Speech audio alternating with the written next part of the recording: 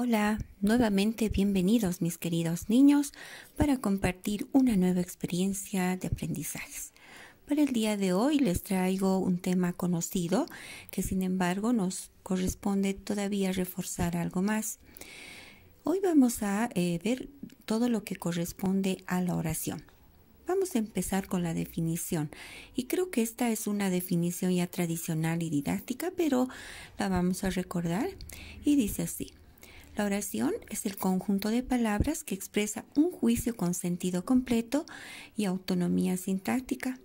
Tiene un fin. Ese fin es destacar el hecho de que la oración es el fragmento más pequeño de un discurso que comunica, en todo caso, una idea plenamente completa.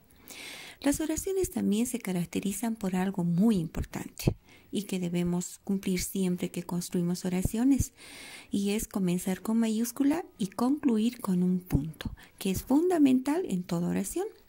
Nuevamente repetimos, la oración es el conjunto de palabras que expresan un juicio con sentido completo y autonomía sintáctica. Su fin, destacar el hecho de que la oración es el fragmento más pequeño del discurso que comunica una idea completa.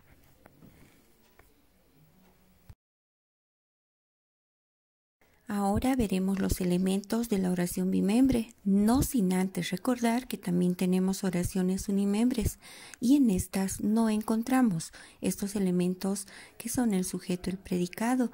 En cambio, en una oración bimembre sí reconocemos estos dos elementos principales, que son el sujeto y el predicado, y ambos tienen sus palabras principales o núcleos.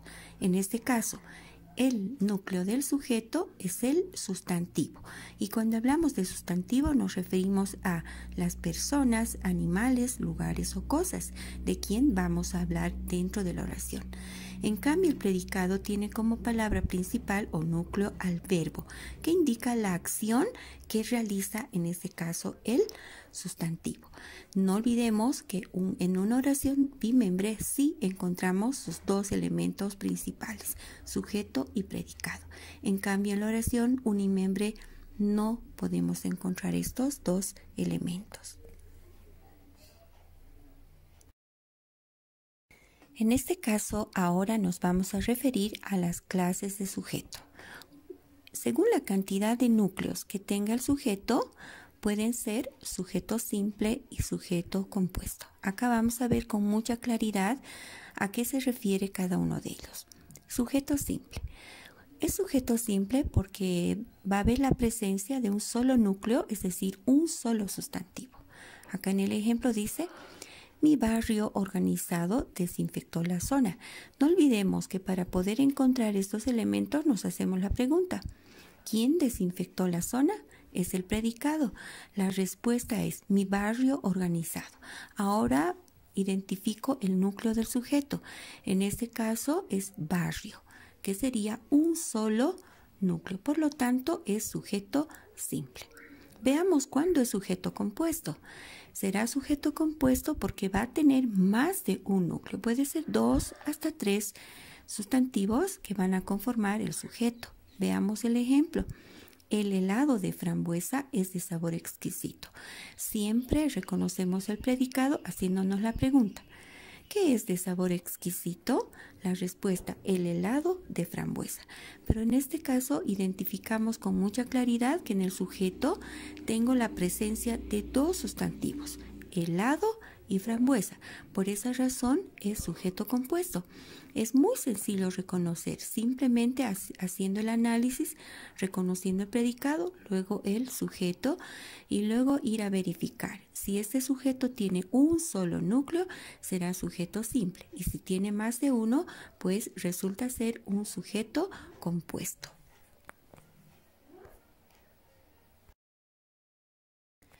Ahora veremos la diferencia entre lo que es un sujeto expreso y un sujeto tácito. Es sujeto expreso porque está escrito textualmente dentro de la oración. Ahí vemos en el ejemplo: mis libros interesantes me distraen y divierten. Y no olvidemos que siempre primero reconocemos predicado. ¿Quiénes me distraen y divierten? Mis libros interesantes. Y ahí vemos con claridad de que el sujeto está presente dentro de la oración. Por tal razón, a eso se refiere el sujeto expreso. ¿Y cuándo es sujeto tácito?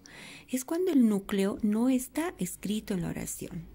Entonces se dice que está oculto, sin embargo se puede deducir o sobreentender. Acá tenemos el ejemplo, lava su cabello. Yo me puedo hacer la pregunta, ¿quién lava su cabello? ¿Ella o él? Por lo tanto, ella o él es el sujeto tácito. Si nosotros nos referimos a la siguiente expresión, por ejemplo, tengo mucho frío. ¿Quién tiene frío? Yo tengo mucho frío. El sujeto tácito es cuando el sujeto no está presente dentro de la oración. Por tal razón, a eso se refiere el sujeto tácito.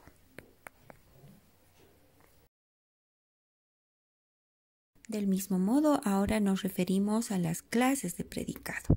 El predicado está formado principalmente por el verbo, que es quien ejerce la acción dentro de la oración. Indica siempre lo que hace el sujeto dentro de la oración. Según la cantidad de núcleos verbales, el predicado puede ser de igual manera predicado simple y predicado compuesto. Del mismo modo, ¿cuándo será predicado simple? Cuando va a haber la presencia de un solo núcleo verbal. Acá tenemos el ejemplo, los mercados móviles distribuyen varios productos. Nos hacemos la pregunta para reconocer en primer lugar los dos elementos, predicado y sujeto. ¿Quiénes distribuyen varios productos? Los mercados móviles. En este caso, en el predicado vamos a encontrar un solo núcleo verbal. En este caso, distribuyen del verbo distribuir. Por tal razón, es un predicado simple, por la presencia de un solo verbo. En el caso del predicado compuesto, es cuando también va a haber la existencia de más de un núcleo verbal. En el ejemplo también podemos ver con claridad. En las clases virtuales observamos y hacemos actividades. ¿Quiénes observamos y hacemos actividades? Cuando en las clases virtuales. El predicado en este caso tiene dos núcleos verbales que son observamos del verbo observar y hacemos del verbo hacer.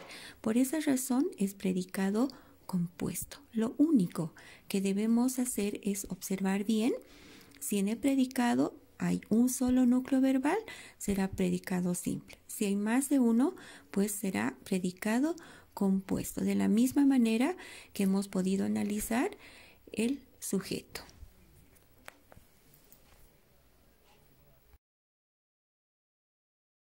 Por último tenemos los determinantes, no sin antes hacer referencia a la sintaxis, que es muy importante. ¿A qué se refiere la sintaxis? Al orden y la relación coherente de las palabras dentro de una oración. Nosotros que siempre construimos oraciones, tengamos cuidado, mis tesoros, para que haya sintaxis, para que haya claridad y coherencia dentro de lo que nosotros escribimos, a esa relación coherente, clara, precisa dentro de la oración. Bien, los determinantes. Los determinantes son palabras que acompañan al sustantivo y ayudan a identificarlo. Siempre concuerdan con género y número. Es decir, estos determinantes van a siempre concordar en género y número, ya sea femenino, masculino, singular o plural. Vamos a recordar cuáles son los determinantes. Los determinantes que siempre van a estar junto al sustantivo en una oración son los artículos. Dentro de los artículos tenemos a los determinantes, que serían el, la, los, las. Entre los artículos indeterminantes, un, una, unos y unas.